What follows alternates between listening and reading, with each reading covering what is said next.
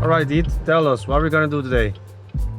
So we're driving to Betondorp at the moment in Amsterdam to do a bike fitting. During the Ironman training you spend a lot of time on your bike, 10 hours a week. During the race, 6 hours. So one of the tips that people always give in preparation for an Ironman is to do a proper bike fitting so that you don't get any injuries while training. So we're on our way there now. Yeah, so pretty much covering a little bit behind the scenes what we're gonna be doing today. A little bit off topic, but the whole episode will be on the YouTube. So go there to find out what pretty much is going on behind the scenes, especially on Diet's preparation for the Ironman. But let's go check it out. So that's your fancy bike? Yeah, Yeah? Black Stallion. The Black Stallion. Looks kind of fancy, it's okay. Could be better.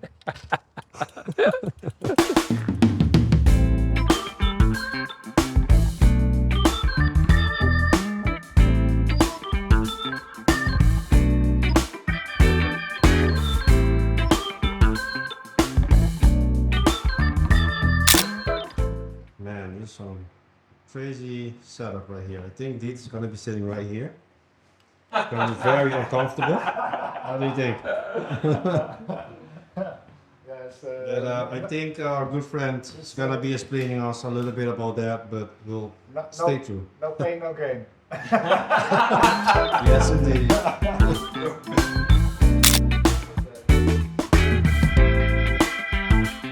What do you do on the bike? Is there like injuries? What do you want to improve? And I've got a lot of questions. What kind of biker you are? That's also one. Yeah, so I've just started biking. Uh-huh. And I'm training for an Ironman that I'm going to be doing in June. And I heard that one of the things that I needed to do was a proper bike fitting if you're going to be spending a lot of time on the bike. Very good. So I'm just starting out and I'm looking for kind of a comfortable position on the bike. It's going to be 6-7 hours on a rolling, let's say, slopes. Yeah. So I'm looking to get into a good position on the bike. All right. Okay. And is there something like how is the saddle? Do you got numb feet? Or there's something like strain injuries, pain, back pain, neck pain, and all that kind of stuff? So there's nothing bothering me at the moment, but I do notice when I spend some time on the bike that my shoulders start to hurt a little. So that's probably the only thing. Okay. Let's have a look at your feet and setup.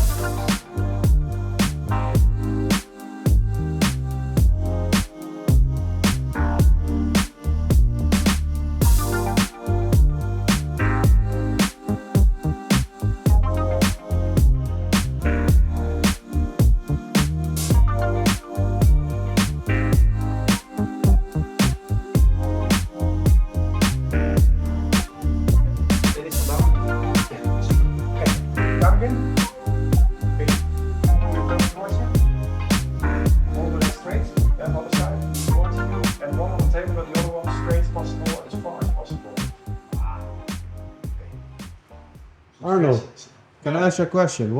What's the whole process of this? What we are doing right now? What are we doing right now?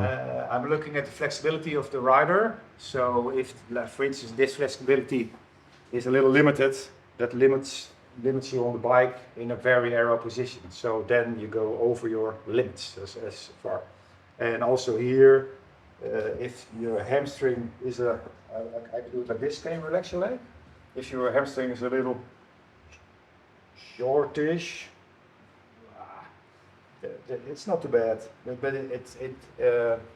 check it out, I say it correctly, it's dependable on what position you can handle without losing control.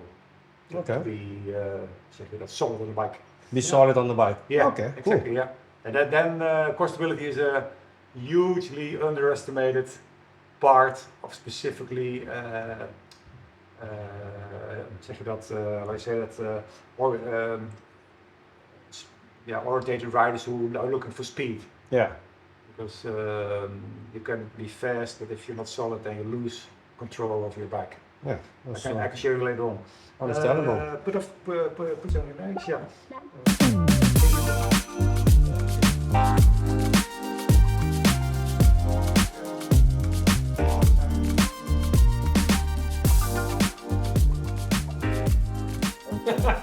I'm getting old. You need to accept it. Yeah, You're 40, getting old. turning 40 this year. Yeah. Anno just turned 50. Well, other 10 years. Yeah, some stretch exercises usually most people don't do, but it's really for a lot of people very necessary to do some core stretch exercises. It's always good to benefit, because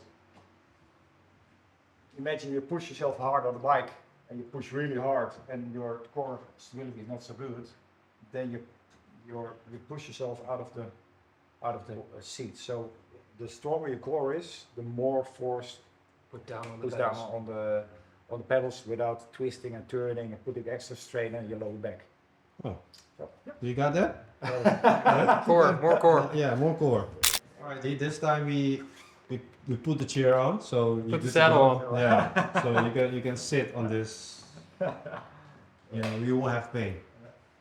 Alright, so Arno, before we start, can you tell us a little bit about this miraculous machine? Yeah. It's like a bike, but it's not a bike, but it's from the Terminator 2 type bike, but I don't know, but it's something very interesting going on here. So yeah, so what I did now, I measured up the bike, the current bike, the position of the on the bike, which is current. So I copied the bike, his bike, the exact parameters from the pedal spindle, saddle, and the handlebar position. So this bike, I copied his bike on this bike.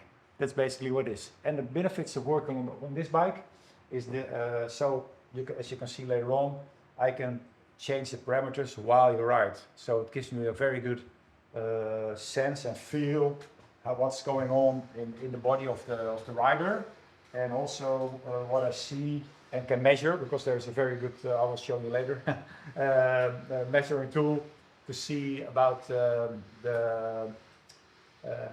pedal coordination.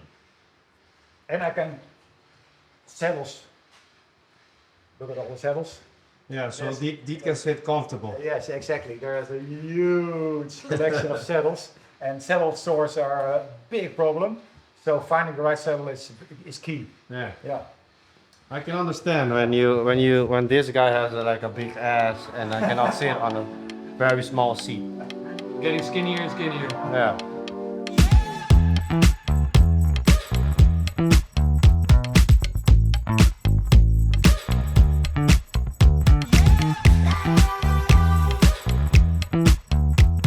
Okay, Arno, can you tell us a little bit what you're leveling with the laser? Yeah, some tip of the trade. It's a modern tool, but an old-fashioned thing, which is basically not leading anymore, but it used to be. It's a very good indication of COPS, and COPS is knee over pedal spindle.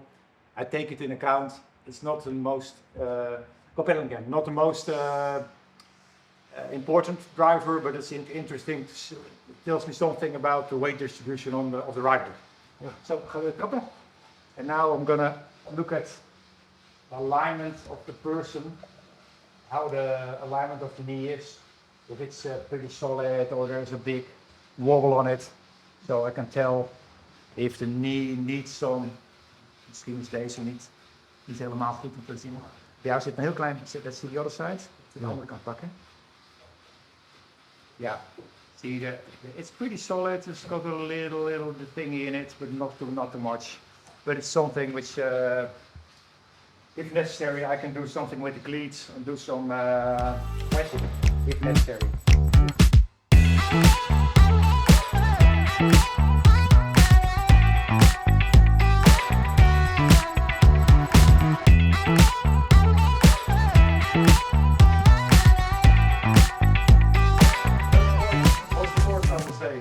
I'm looking at the extension of the leg, and then I'm gonna go down, up, a little more up. So if I go too much up, then the stability of the rider suffers. So this is a little bit too much for him, because now it's not stable anymore. So I go down a bit more, and there it's solid on the bike. There's no excessive movement, and you got a proper knee extension. And how do you feel any difference with the adjustments, Deep? Yeah, so when the saddle goes too high, I feel that my hips start to wobble, like Anna was just saying. And then now it feels like I'm more stable on the saddle. But is it activating different muscles on your body? You're feeling like, oh, okay, this is a more comfortable, or this is a little bit more different, or? No, it just feels less stable. You're moving more on the saddle, basically. It also very depends on the his hamstrings are a little shortish, so he's not able to do a very high knee angle. But I want to be as high as possible, because when the knee angle is high, it's good for your knees. That's basically also something. And then I can do the gloves. So now I can do back and forth of the saddle. And it's got something to do also with the weight distribution of the rider. So if I go a little bit forward, it's more an aggressive position. It's not really the end of the world, but some people prefer a little bit more aggressive position. Other people prefer more, let's say, backward position. And it also depends on the muscle recruitment of the glutes versus the quads. So you can play around with it a little bit. It's more personal preference, but it's a hard one. Do you feel difference? Yeah, I prefer sitting more forward. Yeah, more compact. More like this. Yeah. So you mentioned you felt a little stretched out in the beginning. Yeah. So imagine that your handlebar would be here or there. Yeah, the closer the better. It's more comfortable, right? Yeah. You can change the stem for one which is 1 centimeter, or depends a little bit on the length, of 2 centimeters shorter. And shorter is more comfortable. Further away is a little bit more aggressive on the bike. Yeah. And you can, if you are flexible enough and you do some stretching, and then you can do your handlebar lower, so you're more. That is, if you're flexible enough. So you can do a little more arrow. Look at the horizon. Feel how it feels when I lower your handlebar. This is 1, this is 2, and let's take it further, it's 3. Yeah. How does that feel? How does that feel? Yeah, that's. So I start feeling pressure in my shoulders Yeah, the lower I go. yeah. And I'm very curious. Keep on pedaling.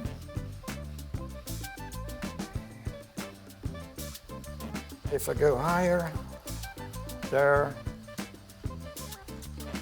Let's feel lower. Yeah, I also feel a little bit more wobbling in your hip. I mean, 1 centimeter, this is your current position. Yeah.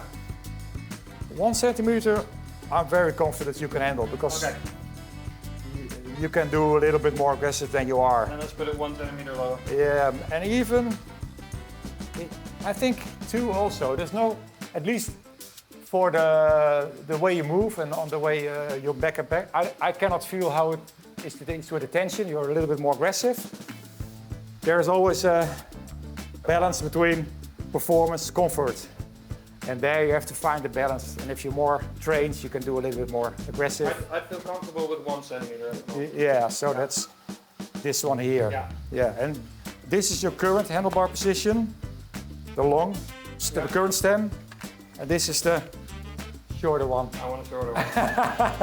Yeah, and I think this always also benefits if you go, there's no arrow bar in it, but when you go on a good try, you want to beat the arrow bar in, it's better to have the handlebar a little bit closer. Yeah. And also, it also can be good to, if you really put yourself in this very, like that, yeah, very as aggressive as possible position. And if I do this with the saddle, compared to this one, do you feel difference? Yeah, closer feels nice. Yeah. Now, thing is, when you're really aggressive on the bike, it's also good to have your seat a little bit more forward, because your hip is more open, and there, so you can perform a little bit more. But it's got a disadvantage that when you do a more easy ride, your weight distribution is more forward, and you have more pressure on your hands. So in the more aggressive position, you have to ride faster to be balanced on the bike. Yeah. So we need to go fast. Fast is good, but there's always the con. You want to go fast, you have to be more aggressive. But you suffer more on the easier rides. Okay, Anno, I see that you have something like a seat bag or something. I don't know, what is it? Yeah, it's a very fancy equipment too. This saddle is already a different one, which is standard on the saddle, so we already changed it because this one is better suitable in a more aggressive position for him. Saddles are highly independent, but this one we can measure. I can show you. We put it on. Ga maar zitten. Sit on the bike. Go pedaling. Yeah, pedal. You pedal. Pedal. Keep pedaling. Do not stop pedaling until you get... Hey, you wanted to go to triathlon, not me. So if you look here, you see what happens with the person on the bike. Yeah. So you see his movement, and I can clearly tell. Now you get zeg je dat, the sound trotting, the pressure map. The pressure. You see it's very evenly distributed, left, right. It's sitting square on the saddle. The pressure is not too bad, only on the seat bones. So I would say looks very good. Yeah. Sometimes you can gain a little bit a different saddle. Other times, so people don't suffer. This is a pretty good result, to be honest. Yeah, it's very interesting. So if necessary, we can if necessary, we can change the saddle with this system very quickly. But this is what I love about this bike. I can do this. Hop, and then I sit there. oh yeah, then I go. And so wacht even. Dan sit and then hop, hop.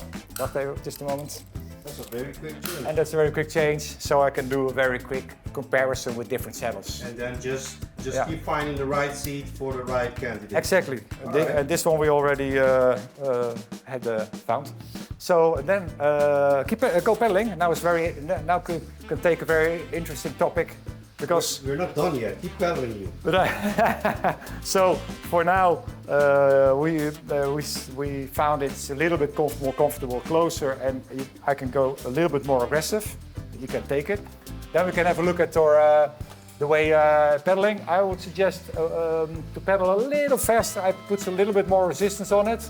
Look at the way he pedals, so I can make a measurement about the efficiency of the pedal stroke. I can tell what's happening with the left and right balance. So it's pretty good, to be honest. I can tell. I'll show you later on if the rider has a proper alignment of the on the pedal with the cleat position, the watts, efficiency. I can measure everything. It's very extensive power meter, I would say. Yeah. Okay. So let's have a look here. That's some interesting data that you're collecting. That's good. Yeah, it's not leading for me, but it's very good to see when we did a start measurement and end measurement, so we can see what the gains are made. Yeah, you can stop pedaling if you want to. If you look here, you can tell what the watts are, left-right combination. And what's very important for me, if you're not trained in this, you can tell nothing, but I can look at this data every day, so I can tell if the left-right and the coordination is proper on the pedal. And here you see some pretty solid results, and here also on the way the feet is on the pedal spindle is also quite good. The right one is a little bit on the left, but doesn't look too bad. And if the client doesn't suffer, we can change the pedal a little bit, but when not necessary, never change a winning team, I would say. Yeah. If it ain't broke, don't fix it. Yeah, and this one is very broken. At the moment. That's what I said, no pain, no gain.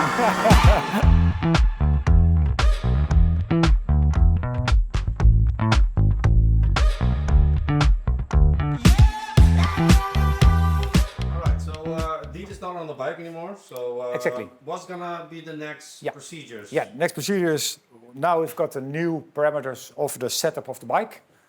So seat height, setback, seat angle, handlebar distance and handlebar drop. So all the new parameters are going to be copied on the current bike. So seat height, setback, seat angle, everything. In this case, client wants to have some pain. And this specific cockpit is not suitable. Usually it is, but unfortunately this specific cockpit is not suitable to put aero bars on it, so we have to change the cockpit. And so this bike has to stay over for a night, and we're gonna adjust the cockpit. Usually, 99% of the times, you can take the bike back home with you and go ride in the beautiful weather. Yeah, but today is not your lucky day. Now we're gonna make it extra aerodynamic for the Ironman race, and yeah, the final modifications to be as fast as we can on the day. So thanks a lot, Anno. Marginal gains, but maybe you're gonna be one of those jerseys later on. Maybe, but I don't want to get his. And on the next one, what's going to be the next one? We don't know.